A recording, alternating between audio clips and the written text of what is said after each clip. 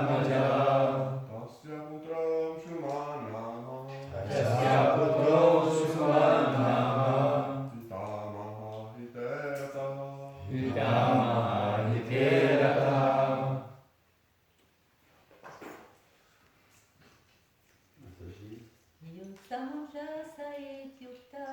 Yosamanja Saiti Yukta Sake Shinani Padmaja Padmaja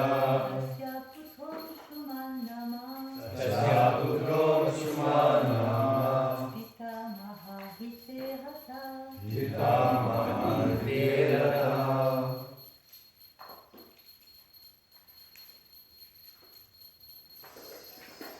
Yo, one of the sons of Sagara Maharaj, One of the sons of Sagara Maharaj, Asamanjasa, Asamanjasa, whose name was Asamanjasa, whose name was Asamanjasa, iti, as such, ukta, known, sa, he, Keshinya, in the womb of Keshini, the other queen of Sagara Maharaj. Neipa Atmaja, the son of the king. Tasya, of him. Putra, the son. Amshuman Nama was known as Amshuman. Pitamaha Hite, in doing good for his grandfather Sagara Maharaj. Rata, always engaged. Translation. Among the sons of Sagara Maharaj was one named Asamanjasa, who was born to the king's second wife Keshini. The son of Asamanjasa was known as Amshuman, and he was already engaged in working for the good of Sagara Maharaj, his grandfather. So there is Sagara Maharaj with his many sons. The one wife were burned, like and there was another one from a second wife, Asamanjasa, and he had a son named Amshuman. Next verse. Asamanjasa manandashayan samanjasam jatismana pura sangad yogi yoga vicharita acharan garitam loke yatinam karma vipriyam saryevam kridato balan prasyadudvijayan janam. Translation. Formerly, in his previous verse, Asamanjasa, the son of Sagara Maharaj, had been a great mystic yogi, but by bad association he had fallen from his exalted position. Now, in this life, he was born in a royal family, and he was a Jatis Mara. That is, he had the special advantage of being able to remember his past birth. Nonetheless, he wanted to display himself as a miscreant, and therefore he would do things that were abominable in the eyes of the public and unfavorable to his relatives. He would disturb the boys sporting in the river Sarayu by throwing them into the depths of the water. You got it? Huh? You got many different points. This son of Sagara Maharaj, before in his past birth he was a great mystic yogi. But then in this past birth he had bad association and he fell from his exalted position of a great mystic yogi. Okay, next verse. He was, born in a royal family. Go back to good path. Royal family, and he is a Jatismara. He can remember his past birth when he was a mystic yogi and fell down like that. And he remembers his past birth, but he wants to show himself as a bad boy, as a bad man, bad boy. And therefore, he does things abominable in the eyes of others. He just throwing his comrades, boys, deeply in the water. I mean, he kills them. Next verse. Evam brita parityakta pitra sneham apoyave yogeshvarye nabaramstan darshayitva tato yayo. Because this Asamanjasa engaged in such abominable activities, his father gave up affection for him and had him exiled. Then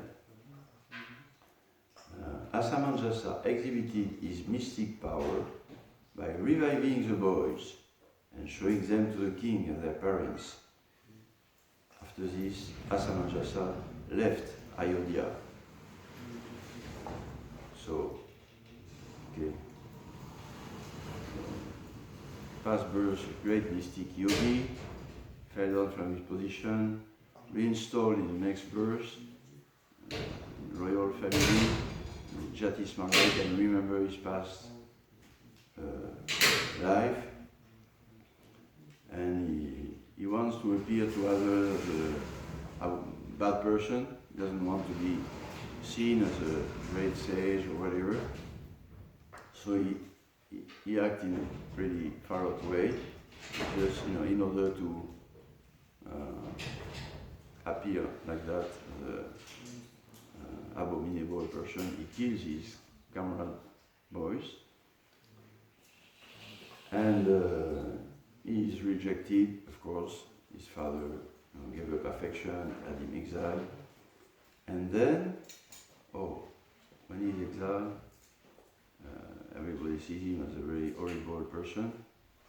Then he shows again his mystic power and his past birth, because he remembered his past birth, and he kept his mystic powers. So he revived the boys, and then he showed them to everyone, to the king, to the parents, like that. You see, just give them life again. And immediately he left the place, Ayodhya. Purport by His Divine Grace, Srila Prabhupada. Asamanjasa was a Jatismara, that is, because of his mystic power, he did not forget his previous consciousness, and thus he could give life to the dead. By exhibiting wonderful activities in relation to the dead children, he certainly attracted the attention of the king and the people in general. Then he left that place immediately.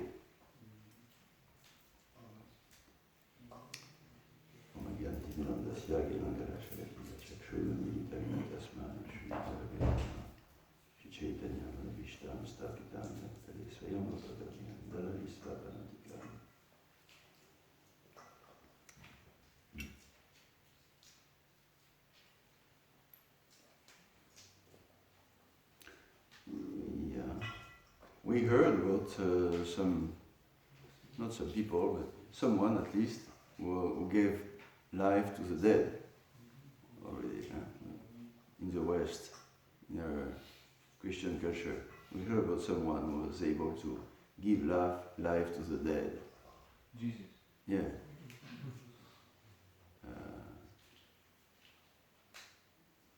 Lève-toi et marche, c'est ça?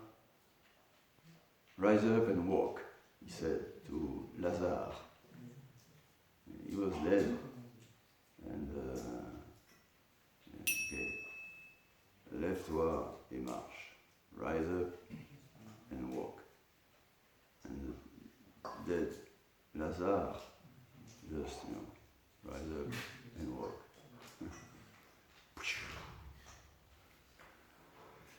So we call that a miracle, which is can be two levels. Miracle it can be superhuman power, or it can be divine power, or it can be both. So, of course, for many people, it is none of them, neither superhuman nor miracle.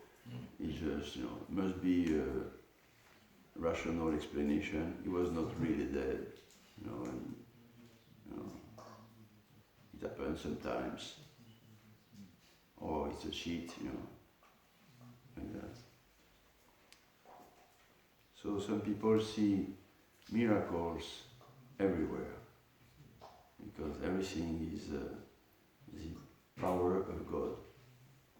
So it's all mystic, it's all divine, it's all wonderful. And Krishna in Bhagavad Gita, presenting himself as this Supreme Personality of Godhead, Ekam Sena Stito Jagat, he says to Arjuna, by just one little part of my power, I pervade the whole universe, and I can show you just a little part of this superhuman divine powers, wonderful. Yes, for us, everything is, for us, we recognize that everything doesn't come from nothing or from some impersonal chemical or physical laws, material. Laws comes from a lawmaker. So we easily accept the words of God presented in sacred scriptures and presented by great spiritual masters, sadhus, and it is very wonderful to hear about the glorious deeds, urukrama, of God. And we see that everywhere. The daily rising of the sun, or the beautiful sky at night with the stars. What a nice superhuman invention. During the day, you have a blue sky, giving light to everywhere. Blue sky and a few clouds, carrying billions of tons of water floating in the blue sky. And at night, transform in a completely different scenario, and it's also fantastic. It's all dark, and you have all these little points of light everywhere. And it's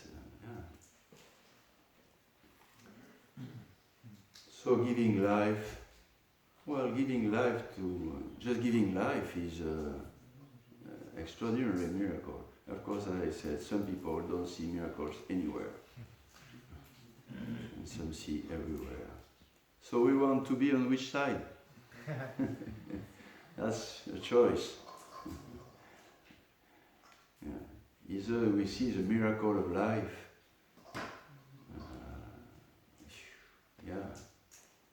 we are spirit, conscious, eternal, part and parcel of the supreme personality of Godhead, with all his extraordinary powers and opulences, Bhagavan. And as such we are entitled to share our life, with this supreme, unique personality, source of everything. Or we can accept, if we are attracted to that we came from, matter, chemicals, and therefore we are just, okay, I am, I don't say I am like that, but we are a bag full of different liquids, not so attractive. Of course, the covering is sometimes attractive, just a little 1 or 2 millimeters, and everything becomes all of a sudden attractive. But otherwise, we have a bag full of different liquids. Not attractive. Men or women is the same. Same beginning and same end. So we don't. Still, we make ourselves, shown to everybody. Here I am. Yeah, we have a bag like that. And it's all chemicals, anyway. So one who is a little thoughtful in this illusion, he said, well, actually it's only chemicals, so no emotions.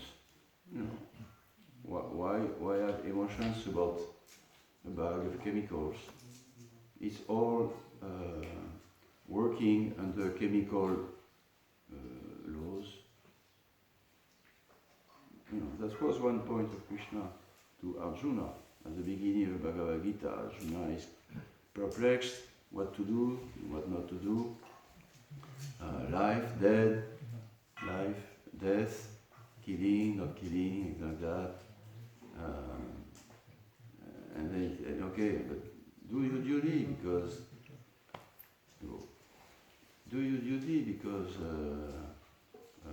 duty is ordained by the providence, by the Supreme. That's the goal of life, to be always related with God, with me. And even if there is a challenge of duty means, life or death, the soul is eternal. So the biggest difficulty to kill for Arjuna, his friends, and respected masters, the biggest, absolute, there's no way, becomes relative, actually, because the soul is eternal, and those people will, remain alive, in new life, like that. But after that, even if you choose the other side, that it's all, bodies, well, what's the matter? Nobody has any emotion for a bag of chemicals. It just came together by arrangement of nature, and it will be dissolved by the arrangement of nature.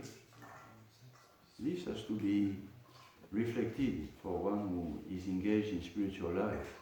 What is not only spiritual life, but what is the goal of spiritual life?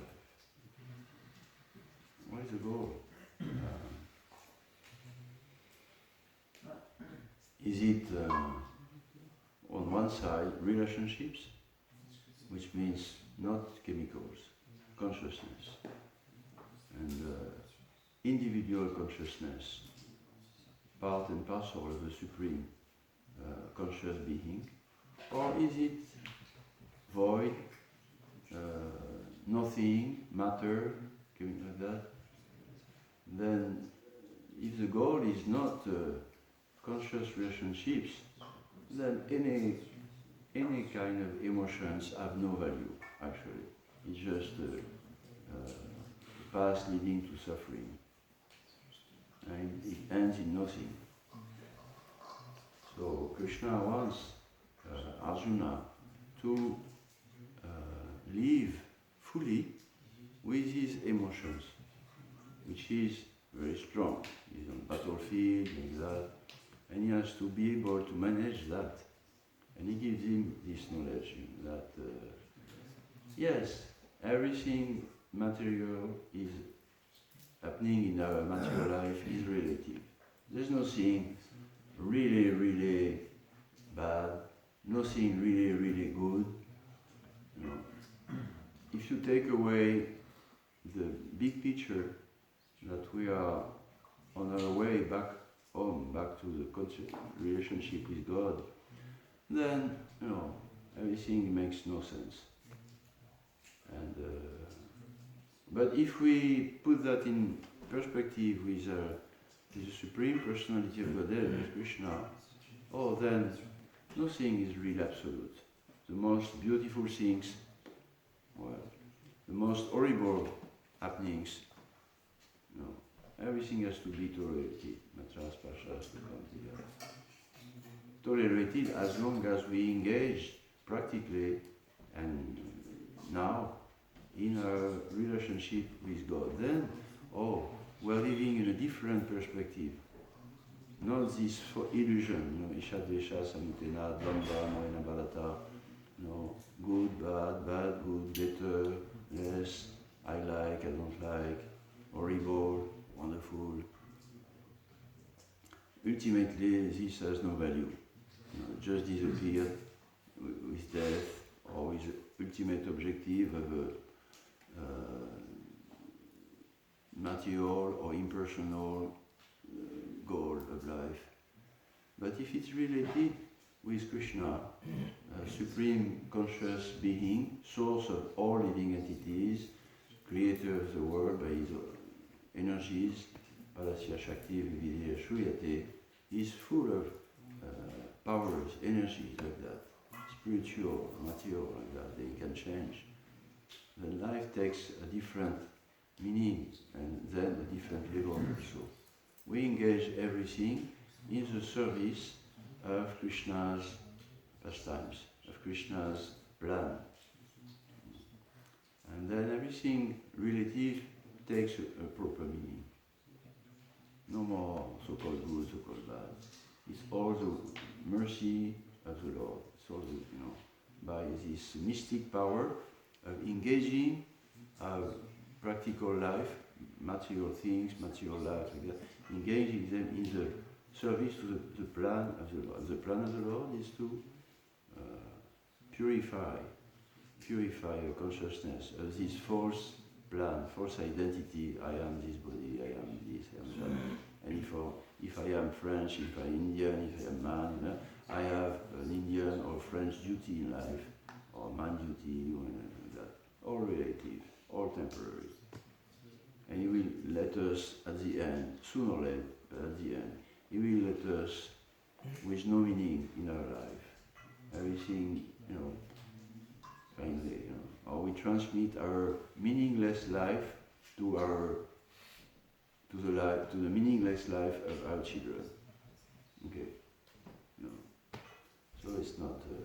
So Asamanjasa, he was a Jatismara. Because of his mystic power, he did not forget his previous consciousness, and thus he could give life to the dead.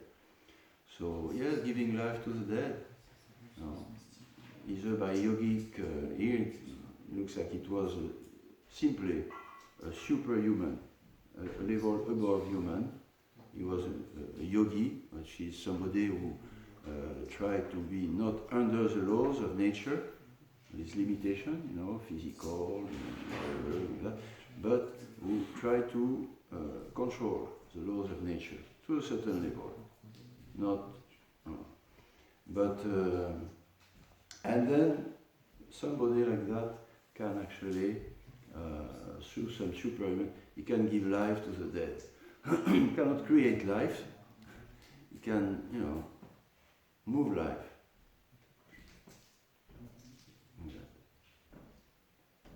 Don't ask me to explain that.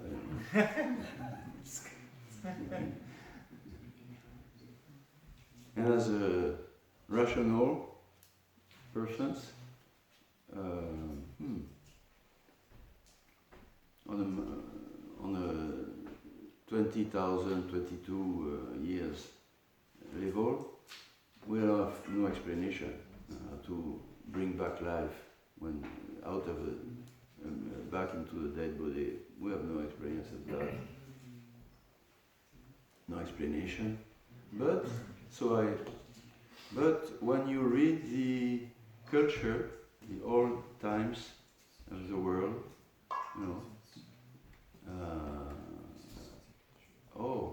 maybe that makes sense.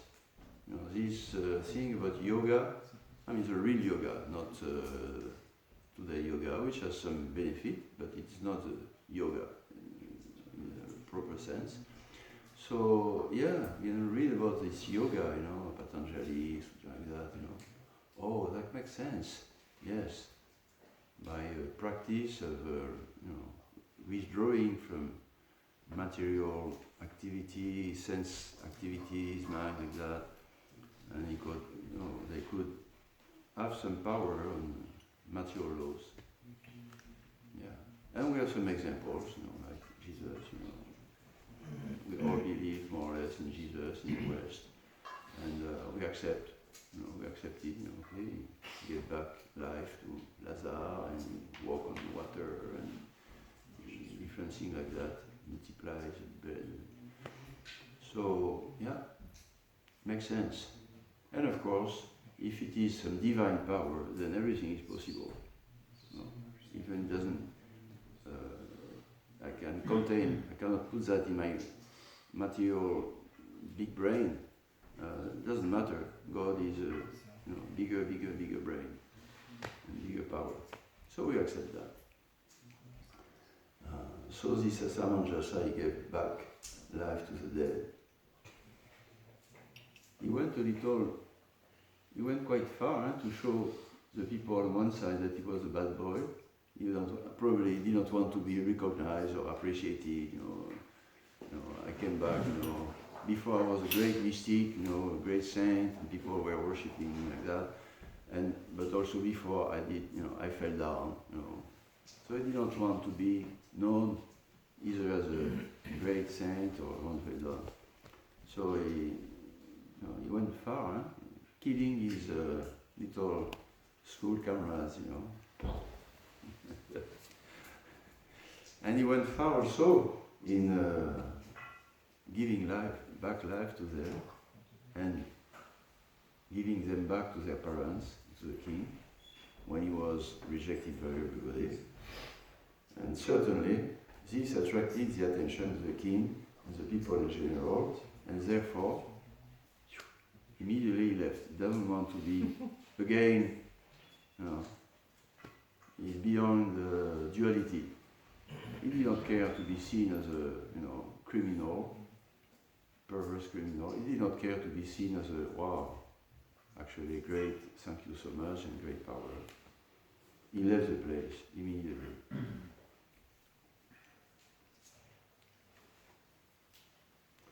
Yeah.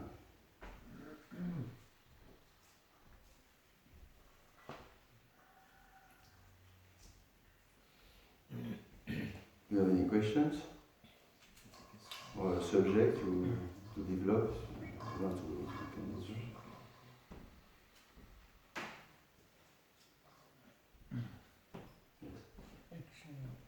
You were mentioning about the chemical of the body. How do you? Body chemicals. Yes. But it affects our consciousness somehow. Yes. Yes. So this,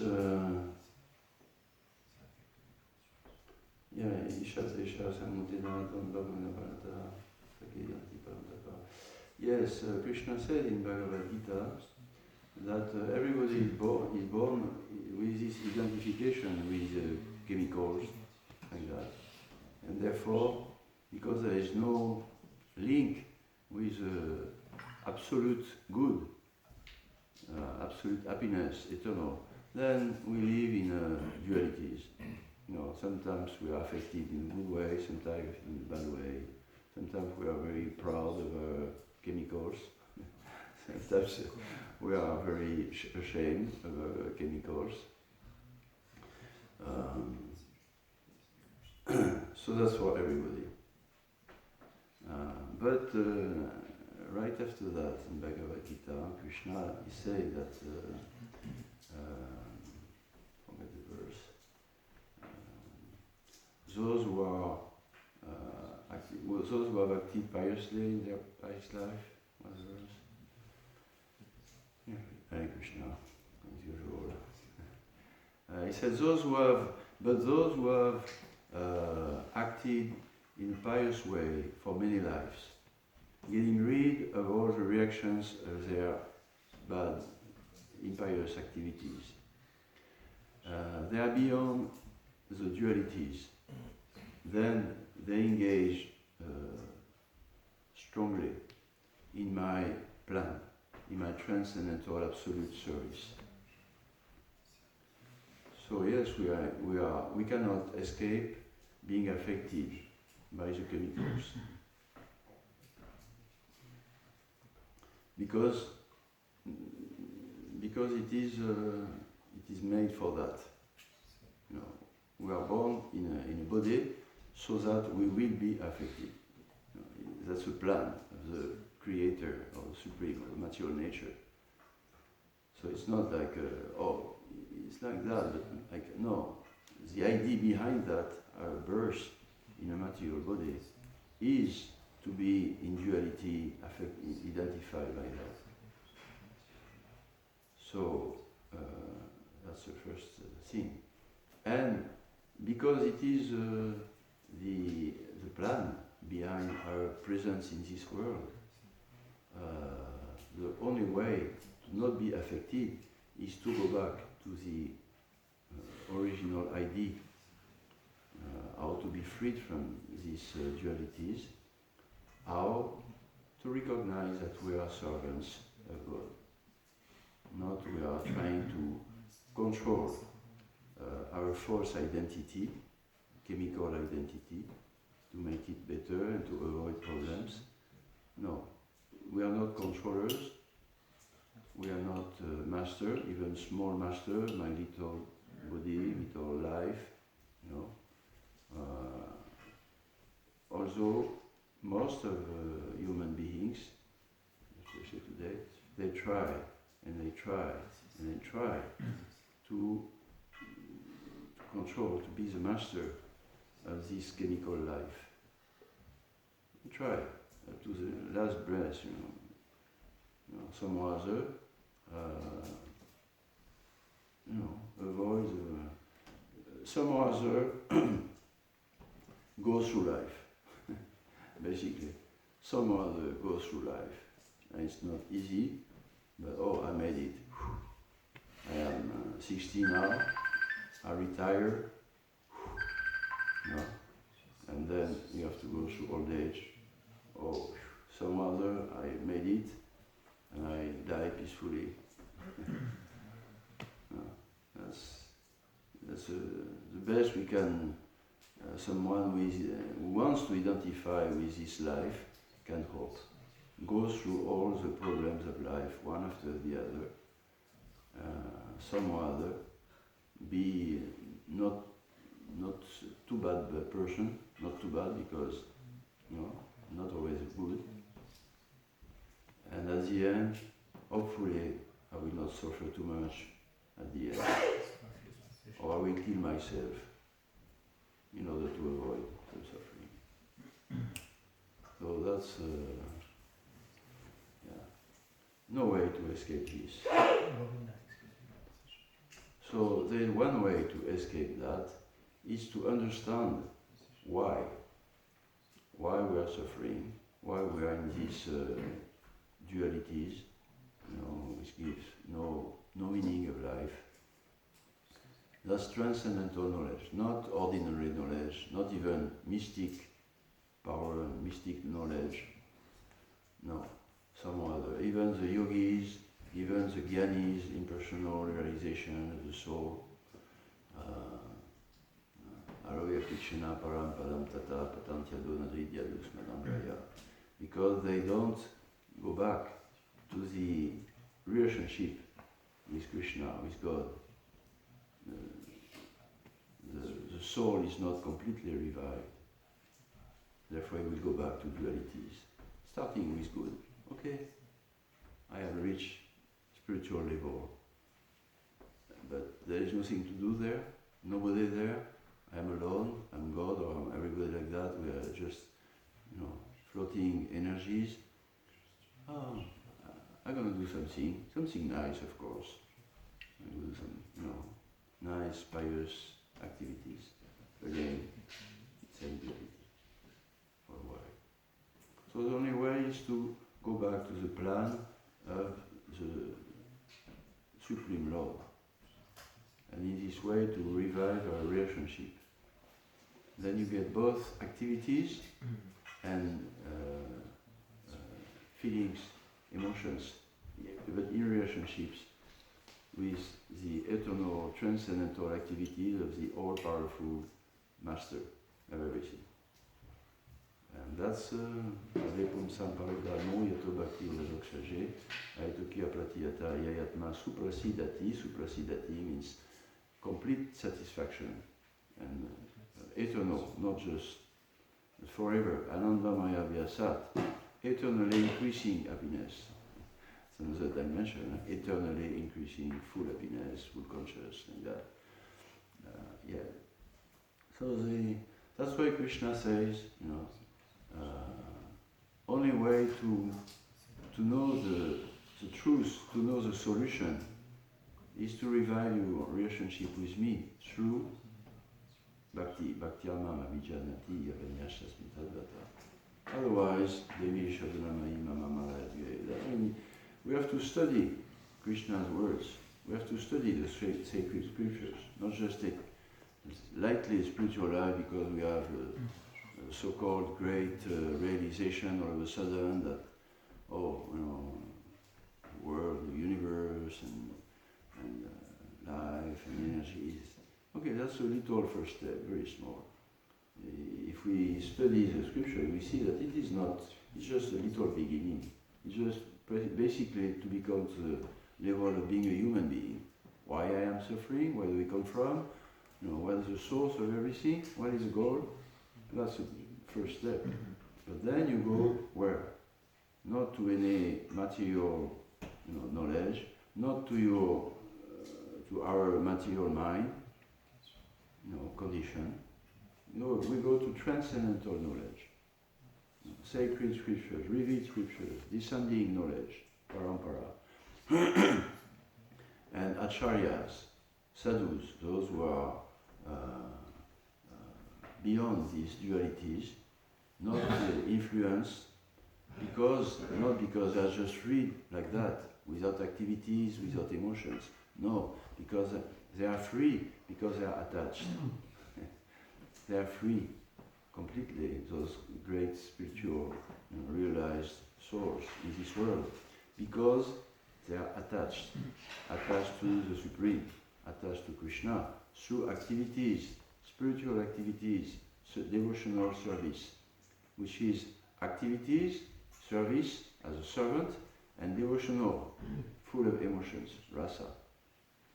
That's our truth. To be active as servant of the Supreme Active One, the Master. We are servant of the Master. And we are in devotion. We give our feelings, our heart, our life, intelligence, money, strength, whatever. We give it for the pleasure of the Lord. Devotional service.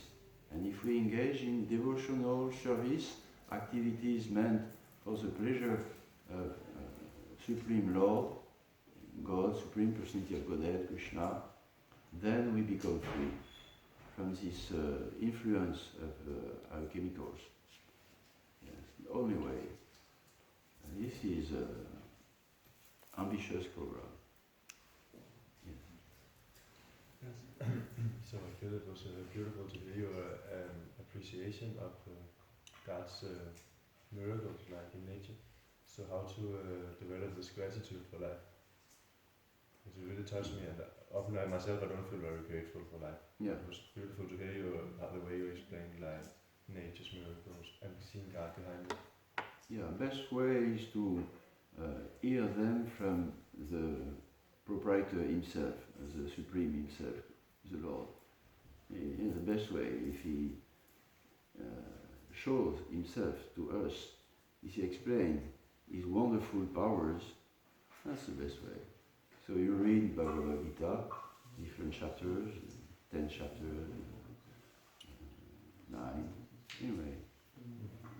Especially the middle chapters, the 6 middle chapters, 7 to 12, of Krishna's speaking. Then he described himself, his wonderful power in this world, and also on the spiritual, transcendental world. We describe Rasoham Apsukanteya Pravashmi Shashi Suryayo. I am the taste of water. Prabhashmi Shashi Suryo, I am the light of the sun and the moon. I am the taste of water. Water?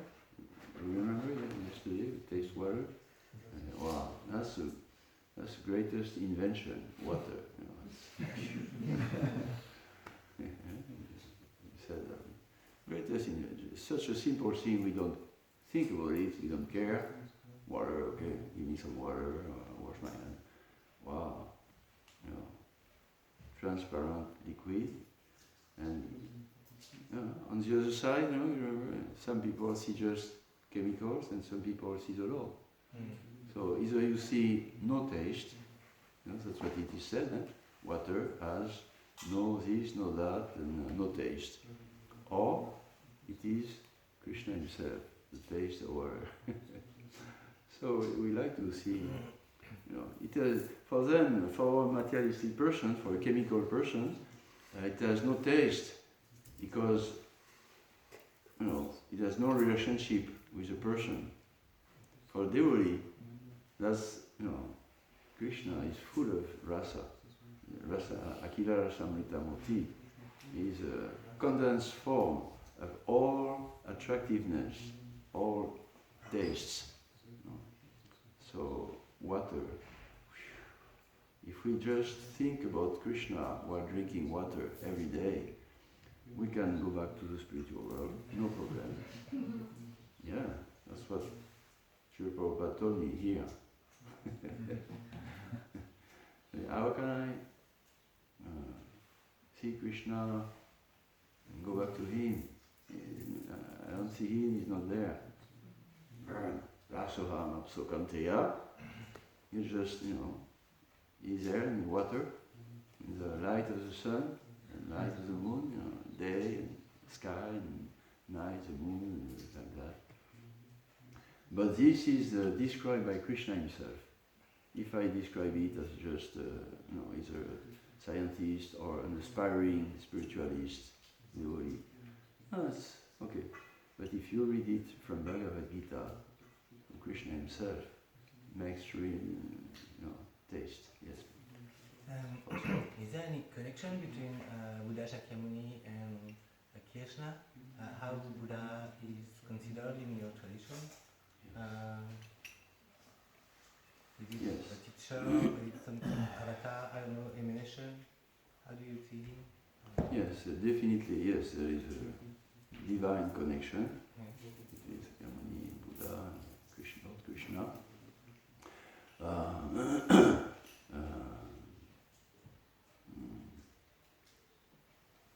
Well,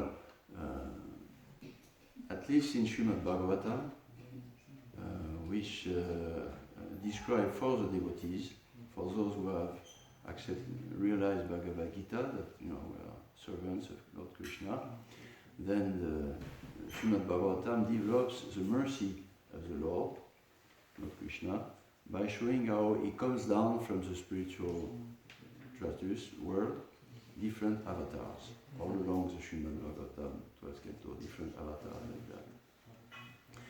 And Lord Buddha is described in Srimad Bhagavatam. Is predicted in Srimad Bhagavatam.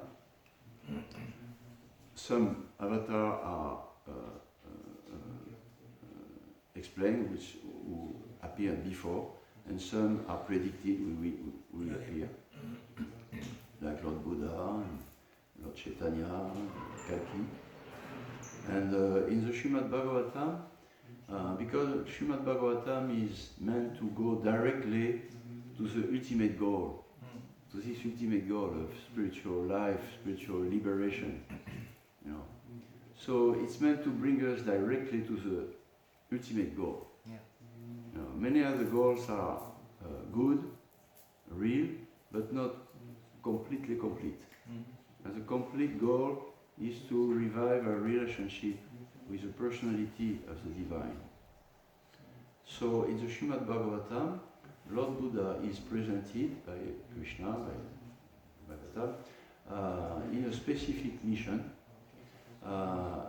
which was, there was a certain time when he appeared, there was a obstacle, a strong obstacle to progress to this ultimate goal. Srila Bhagavatam explained that this strong obstacle was himsa, violence. As long as we are violent, that's a great sin. No, you shall not kill. Or basic rule, moral, that do to others what you would like others do to you, and don't do to them what you would not like them to do to you. So at this time there was violence, and worse than that, it was violence. It's not so uncommon under the pretext of religious activity, like some sacrifices. The word sacrifice means, in one side, jagya, offering meant to appreciate the Lord, show our appreciation by offering something, and the other meaning sacrifice, you kill, like that. So in some level of religious traditions, all religious traditions, there is this level of an offering of life.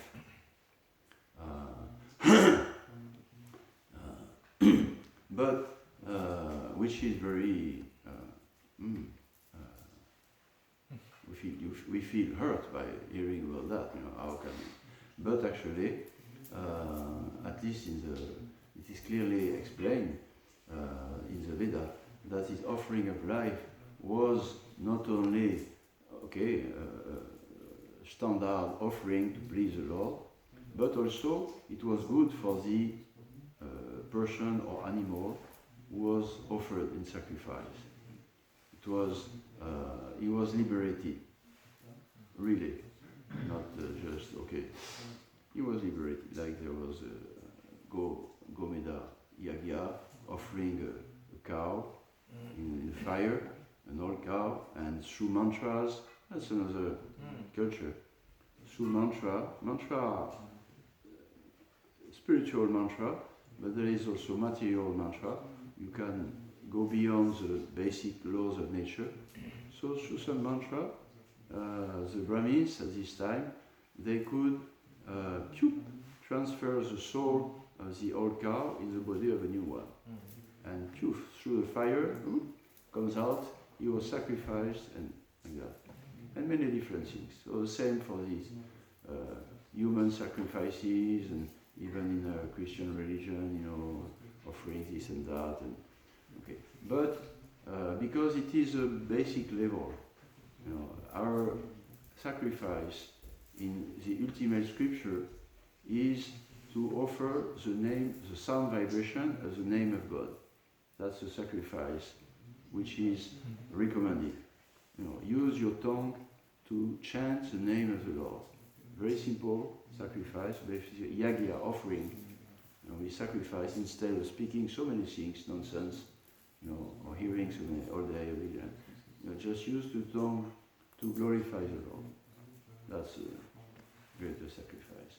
And in the period of Lord Buddha, they use this level of religious sacrifice to kill animals, so-called sacrifice, but it was just to satisfy the tongue and eat that, like we do today commonly everywhere like that.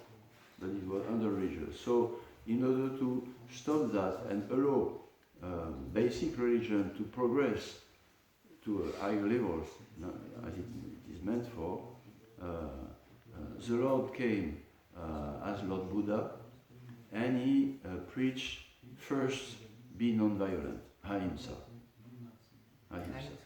Ahimsa. Yeah, non-violence. That's basic principles in yoga, both in yoga, connection with Supreme, and in Buddhism, ahimsa, Lord Buddha, ahimsa, non-violence. And then people could start again. Otherwise, you may feel that you are very advanced in spiritual life. You do things, you have powers like that. But the beginning is wrong. So you progress, but you are, 1 + 1 = 3, boom. And you can make a lot of calculations after that. But the beginning is wrong, and you will not be able to reach some practical results. So in this way, Lord Buddha stopped this hypocrisy, and he preached moral principle. Unless you are basically a moral human being, don't pretend to be a great spiritual person. Krishna devotee is supposed to be transcendental in all his acts, following the plan of the all-good Lord. That doesn't mean that in this world he doesn't care. It's all transcendental. Arjuna was a pure devotee of Krishna, but to show the example, he said, everybody said, I am your friend, Krishna, but I don't want to kill my people in front, even if you tell me to do it like that. And then Krishna told him, listen, I will explain you the point. So a devotee has to be very moral, very exemplary in material life, or a gentleman, as Prabhupada would say. He has to be a perfect gentleman or a lady or gentleman. On this basis, yes, he will